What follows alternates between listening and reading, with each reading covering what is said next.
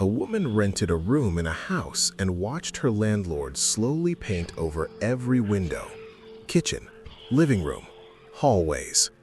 He said it was for privacy, for energy efficiency. She believed him, until the day she realized he wasn't trying to keep people from looking in. He was trying to keep her from looking out.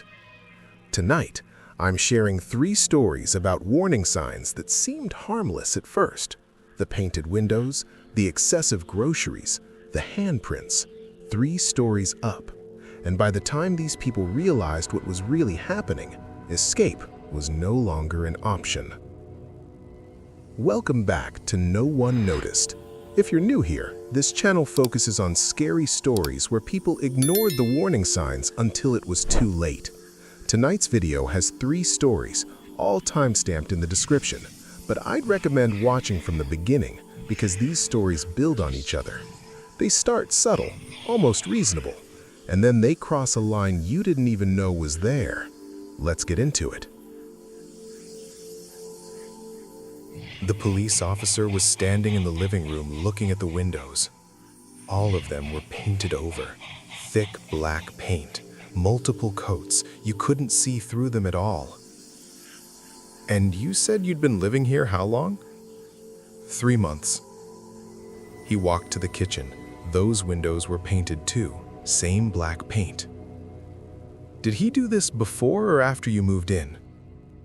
After. He did it gradually, 1 room at a time. The officer looked at me. And you didn't think that was strange? I had thought it was strange, but my landlord had explanations. Privacy from the street, energy efficiency, reducing glare. Every reason made sense at the time. The officer moved to the hallway, ran his finger along the window frame. The paint was still tacky in some spots. Recent. When's the last time you saw outside? I tried to remember. Maybe 2 weeks? I haven't left the house in 2 weeks. Why not? My car broke down. He said he'd fix it, but hasn't gotten to it yet. And my phone service has been spotty. And I've been feeling tired. I thought maybe I was getting sick. The officer pulled out his radio, called for backup. Ma'am, I need you to come with me, right now. Why? What's wrong? He looked at the painted windows again, then at me. This isn't your landlord's house. He doesn't own this property. And the real owner was reported missing 6 weeks ago. I found the room on a rental site in May. Single room in a shared house, Salem. Decent neighborhood. Rent was cheap, way cheaper than other listings. The landlord seemed nice, mid-40s, quiet, said he worked from home doing IT consulting, just needed help with expenses. The house was older but well-maintained. 3 bedrooms upstairs, mine was the largest, shared bathroom and kitchen. Living room I could use anytime. He gave me keys, showed me where everything was, said he kept to himself mostly, worked odd hours. I might not see him much. Perfect for me. I'd just moved for a new job, didn't know anyone in the area, wanted somewhere quiet while I settled in. First month was fine. I'd see him occasionally. He'd nod, say hello, go back to his room. Never invasive, never weird. I worked standard hours, left at 8, home by 6. He was usually in his room with the door closed. The house was always clean, he did dishes, took out trash, ideal roommate situation. End of May, he mentioned wanting to increase privacy, said the neighbors across the street had been watching the house, made him uncomfortable. Asked if I minded if he tinted the living room windows. I said sure, didn't seem like a big deal. He did it that weekend. Wasn't tint though, was paint. Dark film, he said, special coating for UV protection. The living room got darker, but I didn't spend much time in there anyway. 2 weeks later, he did the kitchen windows. Same explanation. Privacy, energy costs. The film was supposed to help with both. I noticed the kitchen felt different, darker, but I was working long hours, home late most nights. Didn't think much of it. Early June, he did the hallway windows. Asked him about it while he was painting, he said he was doing the whole house. More efficient to do it all at once. Made sense. Week later, my car wouldn't start. Battery was dead. He said he'd jump it, but his car was in the shop. Said he'd handle it when he got his car back. Days passed. Car still dead. He kept saying he'd get to it. I started taking ride shares to work, getting expensive. He offered to drive me a few times. I accepted twice. He was always running errands anyway, he said. Then my phone service got weird. Calls would drop, texts wouldn't send, internet kept cutting out. He said the neighborhood had service issues, something about the towers. Should clear up soon. I switched to using the house Wi-Fi. Mid-June, he painted over my bedroom windows. I came home from work and they were done. Black paint, thick coats. I knocked on his door, asked why he'd painted my windows without asking. He apologized, said he thought I'd appreciate the privacy. The bedroom faced the street. People could see in. I hadn't thought about that before, but once he said it, it made sense. My room was very dark now, though. I started feeling off around then. Tired all the time, dizzy, trouble focusing at work. Thought I was coming down with something. Took a few sick days, stayed home, slept a lot.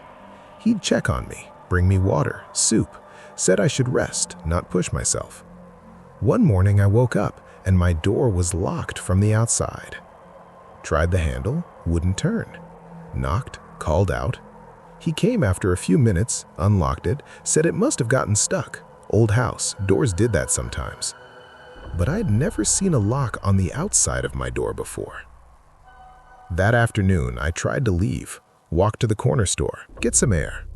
The front door was locked, needed a key from the inside. I didn't have that key. Asked him about it. He said it was for security. He'd give me a copy, just hadn't gotten around to making one yet. I went back to my room, sat on my bed, looked at the painted windows. Couldn't see out, couldn't tell if it was day or night unless I checked my phone. My phone that barely worked.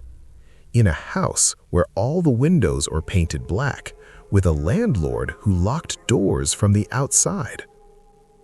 That's when I opened my laptop, used the Wi-Fi, looked up the property address, found the listing, the real listing, with the real owner's name, not his name. That's when I called 911. Police found out he'd been squatting in the house for 4 months. The real owner, a woman in her 60s, had gone on an extended trip to visit family overseas. Left in March. He'd broken in sometime in April. Changed the locks, started listing a room for rent. I wasn't the first person he'd rented to. There'd been 2 others before me, both young women. Both had stayed about a month before leaving. Police tracked them down. They'd had similar experiences. Car troubles, phone issues, increasing isolation. But they'd left before it got worse. I'd stayed longer. Police asked why I hadn't left sooner, why I'd let him paint my windows, lock my door. I didn't have a good answer. Each thing by itself seemed explainable, reasonable. It was only when I looked at everything together that it became clear. The real owner returned in July, found her house changed, locks different, windows painted, a stranger living there claiming to be the landlord. She'd filed a missing person report, but police thought she was confused. Her family had told them she was traveling. He'd been living in her house, renting out her rooms, collecting money, and slowly trapping people inside. They asked what he was planning, what the end game was. Nobody knew. He wouldn't say. But when they searched the basement, they found supplies, enough food for months, locks, chains, soundproofing materials still in packaging. Whatever he was planning, I'd gotten out before he was ready to implement it. I moved out immediately, found a new place, studio apartment, ground floor, corner unit, windows on 2 walls. I keep all the blinds open now, even at night, even when I'm changing clothes. Don't care who sees in. Need to be able to see out. Last week I drove past the old house. The paint's been removed from the windows, property's been listed for sale. But I pulled over, sat there looking at it. From the outside it looks normal, nice even. The kind of place you'd feel safe renting a room. You can't tell that every window was painted black. Can't tell that doors locked from the outside. Can't tell that someone was slowly cutting off a person's connection to the world. You can't tell any of that from the street. I think about the two women who rented there before me, how they left after a month, how they probably thought they were overreacting, being paranoid. They weren't. And I think about what would have happened if I'd stayed another week, another month, if I'd just accepted one more explanation, one more reasonable-sounding excuse. My friend asked why I didn't leave sooner, why I let it get that far. I told her the truth, because each individual thing seemed fine. It was only the pattern that was wrong. And by the time you see the pattern, you're already trapped. How many reasonable explanations does it take before you realize nothing about the situation is reasonable at all? My neighbor was carrying groceries again. 6 bags, both arms full, struggling to get his keys out. I was getting my mail, watched him drop a bag, oranges rolled across the driveway. Need help? He looked at me, smiled. No, I got it. Thanks though. I picked up the oranges, handed them to him, noticed the other bags, all full. Bread, milk, cereal, meat, produce, enough food for a week, for a family.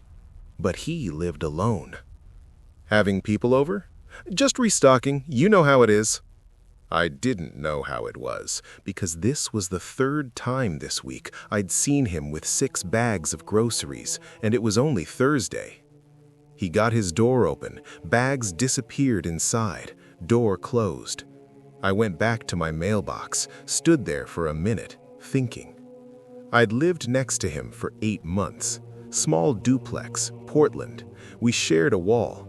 I heard things sometimes, TV, music, normal sounds, but never voices, never anyone else. And I'd never seen anyone visit, just him, living alone, buying groceries for 4 people, 3 times a week. Mentioned it to my girlfriend that night. She said maybe he meal preps, buys in bulk. Made sense, until 2 weeks later when I saw him taking out trash. 1 bag, small, barely anything in it. If he was buying groceries for 4 people 3 times a week, where was all the garbage? Moved into the duplex in September. He was already living there, had been for 3 years according to the landlord. Quiet guy, early 50s, worked from home. I'd see him in the yard sometimes, mowing, pulling weeds. He'd wave, I'd wave back. Never really talked beyond basic neighbor stuff, weather, trash day, mail being delivered to wrong address. He seemed normal, kept to himself, no issues. October, I started noticing the grocery pattern. Not every week, but most weeks, multiple trips, always carrying huge amounts of food. I'd see him unloading from his car, 6 bags, 8 bags, 10 bags, enough for a family of 4 or 5. But I'd never seen anyone else. No cars visiting, no other people coming or going. I'd hear his TV through the wall at night, single voice, his voice, talking to himself sometimes while he cooked. Figured he was lonely, talked to fill the silence. I did that sometimes too. The grocery thing was weird, but not alarming. People have their routines, their quirks. Maybe he really did meal prep, or maybe he had a big freezer, bought in bulk to save money. None of my business anyway. But then November hit. I started noticing more, like how he'd set his table for dinner. I could see through his kitchen window from my bathroom window. Not intentionally, just happened to line up. He'd set 4 places, 4 plates, 4 sets of silverware, 4 glasses, every night. I mentioned it to my girlfriend again, showed her from my bathroom window. She watched with me one night, saw him set the table, 4 places, perfectly arranged. Then he brought out food, 4 plates, served each one, sat down in one chair, ate from that plate, got up, moved to the next chair, ate from that plate, moved again and again. eating from all 4 plates, one after another. My girlfriend looked at me, didn't say anything, just looked. Week later, I was taking out trash, walked past his window, heard him talking. Not TV talking, conversation talking, back and forth, different voices. But they were all his voice, just changing pitch, changing tone. "How was your day, sweetie?" "It was good, Mom. Learned about fractions." "That's wonderful. And you, honey, how was the office?" "Long day, but I'm home now." All him, having a conversation with himself, playing all 4 parts. I stood there frozen, trash bag in my hand, listening. He laughed. They all laughed. His laugh in 4 different registers. I walked back to my unit, didn't take the trash out, just went inside and locked the door. Looked him up online that night, found an old news article. 3 years ago, car accident. His wife and 2 kids killed instantly. Head-on collision. He'd been driving, walked away with minor injuries.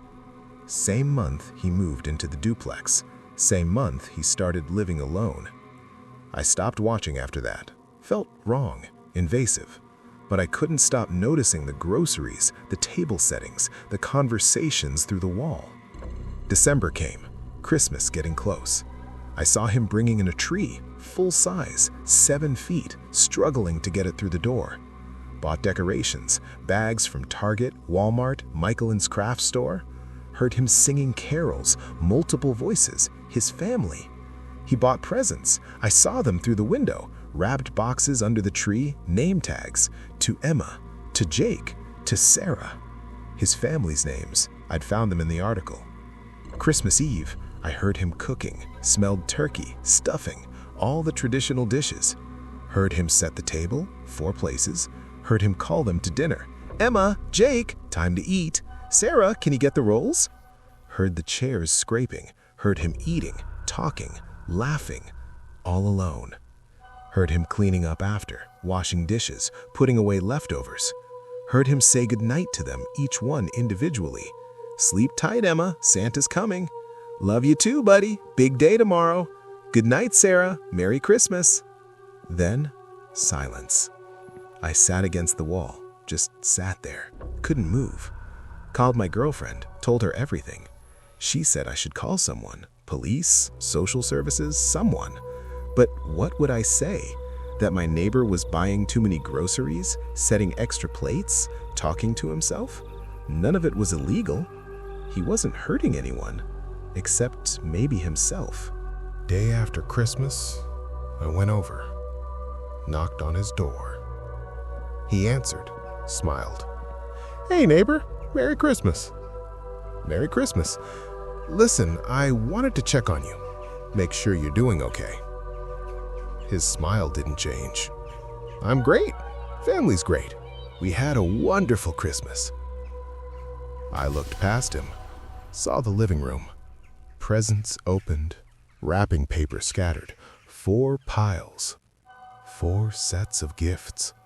All opened, all arranged like people had sat there opening them. "That's good. That's really good." He started to close the door. "Thanks for checking. Have a good day." "Hey, if you ever want to talk or need anything, I'm right here." He looked at me for a long moment, smile fading slightly. "I appreciate that, but I have everything I need. They're here. They're always here." Door closed. I called a crisis line that night, explained the situation, asked what I should do. They said unless he was a danger to himself or others, there wasn't much anyone could do. Grief takes different forms. Some people never move past it.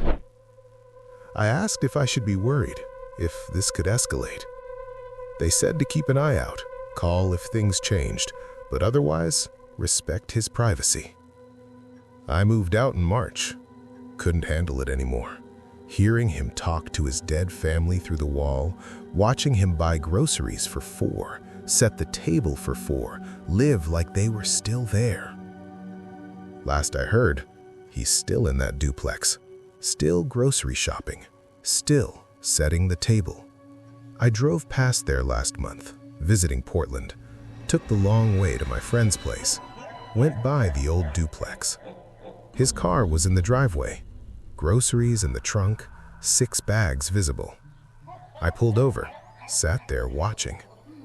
He came out, started unloading. 6 bags, 8 bags, maybe more in there. He looked thinner than I remembered, older, like he'd aged 5 years in the 8 months since I'd moved. But he was smiling, talking to someone, laughing at a joke only he could hear. Carried the bags inside, came back for more, still talking, still smiling. And I realized something watching him, something that made my chest tight. He wasn't haunting that house. His family was haunting him. Or maybe he was choosing to be haunted, choosing to keep them alive the only way he could. By buying their favorite foods, setting their places, having their conversations, living like they never left. Maybe that's not grief. Maybe that's love. Or maybe love and grief are the same thing when you can't let go.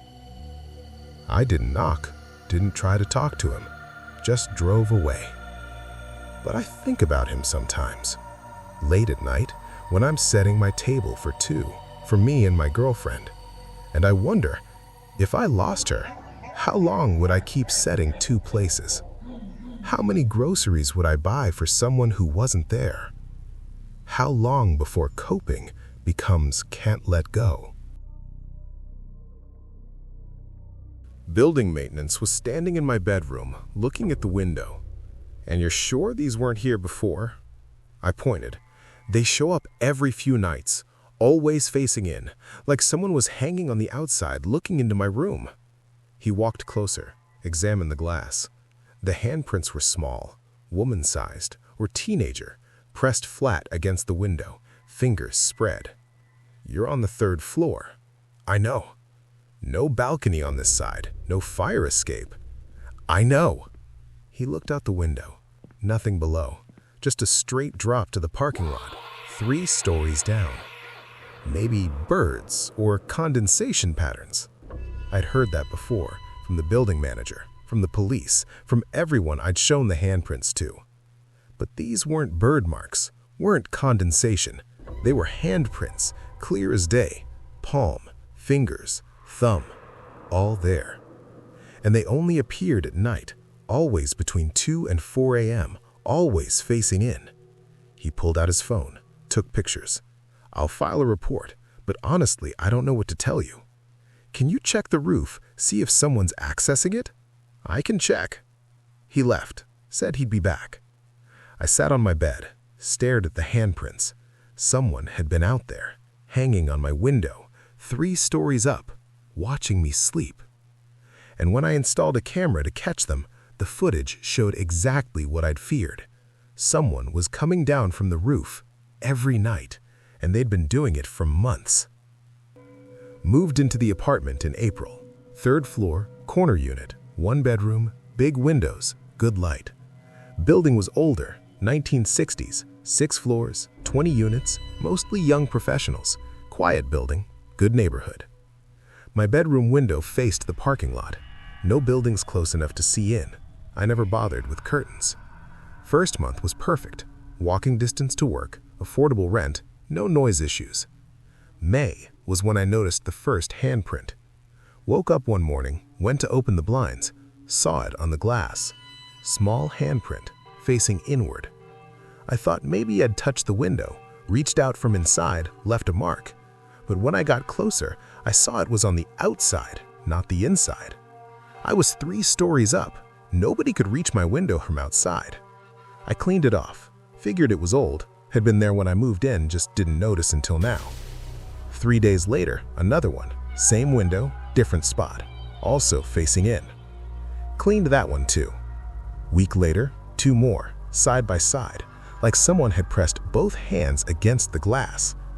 I went to the building manager, showed her photos, asked if anyone had done window cleaning recently. She checked the logs. Last window cleaning was March, before I moved in. And they didn't do individual units anyway, just common areas. She said it was probably condensation, weather patterns, nothing to worry about. But I was worrying. I started checking every morning. Soon as I woke up, walked to the window, look for prints. Most mornings, nothing. But once or twice a week, new ones. Always small, always facing in, always on the outside. I tried staying up, watching the window, waiting to see if someone would appear. Never saw anything, but I couldn't stay up all night, had to sleep eventually. By June, I'd reported it 4 times. Building manager, maintenance, police. Everyone said the same thing. Probably nothing. Trick of light, condensation, birds. But I knew what I was seeing. One night I heard something, scraping, above me, on the roof. Went to my window, looked up, saw a shadow moving along the edge. Called building security. By the time they got there, nothing. They checked the roof, door was locked, no signs of entry, no footprints, nothing. But the next morning, fresh handprints, 3 of them, spread across my window. I bought a camera, small motion-activated one, mounted it inside my bedroom, pointed at the window. If someone was coming to my window, I'd catch them. First night, nothing. Second night, nothing. Third night, camera triggered at 2:47 a.m. I checked the footage in the morning. What I saw made me go cold. A woman, rappelling down from the roof, rope tied around her waist. She descended slowly, stopped at my window, pressed against the glass, stayed there for 11 minutes, just watching me sleep. I watched the footage 3 times, paused on her face. I recognized her. She'd lived in my apartment before me. I'd seen her photo on the rental listing before it was taken down and relisted with my name. She'd been evicted, that's what the manager told me. Stopped paying rent, had to be removed. But this wasn't someone who'd moved on. This was someone who thought this was still her home. I called the police, showed them the footage. They said they'd look into it, asked if I felt safe staying there. I said no. They stationed an officer outside that night, patrol car in the parking lot, just in case. At 2:43 a.m., I heard the scraping again, above me. Looked at my window, saw the rope coming down, then her descending slowly. She reached my window, pressed against it, saw me awake, saw me watching. She smiled, waved. I grabbed my phone, called 911, told them she was here, right now, outside my window. She stayed there, just hanging, watching me, not trying to get in, not trying to leave, just watching. Police came up to the roof, found the access door propped open with a brick, found her rope tied to an exhaust vent. They pulled her up, arrested her. When they brought her down, she was crying, kept saying the same thing over and over. "That's my apartment, that's my home. I just wanted to check on it." She'd been doing it since March, since the day she was evicted, 2 months before I moved in. Access door to the roof had a broken lock. She'd been coming back every few nights, bringing her rope, rappelling down to check the windows. Her window, as she saw it.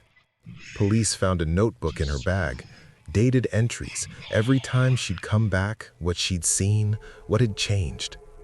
April entries were about the apartment being empty. May entries were about someone new moving in, me. June entries were about my furniture, my life, my routine. She'd been watching me for 2 months, learning my schedule, when I went to bed, when I woke up, everything. They asked her why. What was she planning? She said she wasn't planning anything, just wanted to see her home, make sure it was okay, make sure whoever lived there was taking care of it. She'd been evicted for mental health reasons, not rent. She'd had a breakdown, started acting erratically. Management had gotten court orders. But she'd never accepted that she didn't live there anymore, so she kept coming back, kept checking, kept watching. Building fixed the roof access, changed the locks, added cameras. I moved out in August. Couldn't stay there. Couldn't sleep knowing she'd been watching me every night for months. Couldn't look at my window without seeing her face pressed against the glass. Someone else lives there now. I hope they close the curtains. I still think about her sometimes. That smile when she saw me watching, that wave, like we were friends, like this was normal. Like hanging outside a third-floor window at 3 a.m. was just checking in on an old apartment. My therapist says some people can't process loss, can't accept when something's gone. Home, job, relationship, whatever it is, they can't let go. So they keep returning, keep checking, keep pretending nothing changed. But here's what bothers me most. It's not that she was watching, it's how long it took anyone to believe me. 2 months of handprints, 2 months of reports, 2 months of people telling me it was nothing until I had video proof, until I caught her myself. How many times did building management walk past that broken roof lock and do nothing?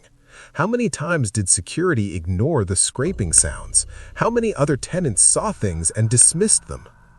I looked up the previous tenant before her, the one who'd lived there before she did. They'd moved out after 3 months. Complained about feeling watched, about handprints on windows, about noises on the roof. Management had told them the same thing they told me. Condensation, birds, nothing to worry about. She'd been doing this longer than anyone knew, longer than I lived there, longer than they'd admit. And I wonder, is she still doing it? Is she watching whoever lives there now? Or has she finally found a new place to call home? How many visits does it take before checking in becomes breaking in? And how long before someone believes you? 3 stories, 3 homes, 3 people who ignored warning signs that seemed harmless at first. Painted windows for privacy, groceries for a family that doesn't exist, handprints on an impossible window. And here's what connects all 3. Everyone around them saw the signs too. But nobody did anything until it was too late. The building manager who ignored the broken lock, the neighbors who didn't check on the grieving man, the landlord who didn't question the squatter. We see things, we notice, but we don't act, because it's easier to believe everything's fine than to accept something's wrong. So if you take one thing from tonight, let it be this: trust your instincts. If someone's painting your windows, ask why. If your neighbor's behavior seems off, check on them. If you see handprints where they shouldn't be, don't stop reporting them. The warning signs are always there. We just have to decide to see them. Before you go, tell me in the comments, which story got to you most? The painted windows, the groceries, or the handprints? Let me know. And if you've ever had a situation where you ignored a warning sign and later regretted it, share that too. This community has incredible stories, and who knows, maybe yours will be in the next video. Don't forget to subscribe if you haven't already. I post stories like these regularly. Hit that bell so you don't miss the next one. And speaking of next time, 3 more stories coming your way. But these are different. These are about people who found something in their homes that was never supposed to be there. And what they found, you'll have to wait and see. That video drops soon. I'll see you then. And until then, check your locks, keep your windows clear, and if something feels wrong, don't ignore it.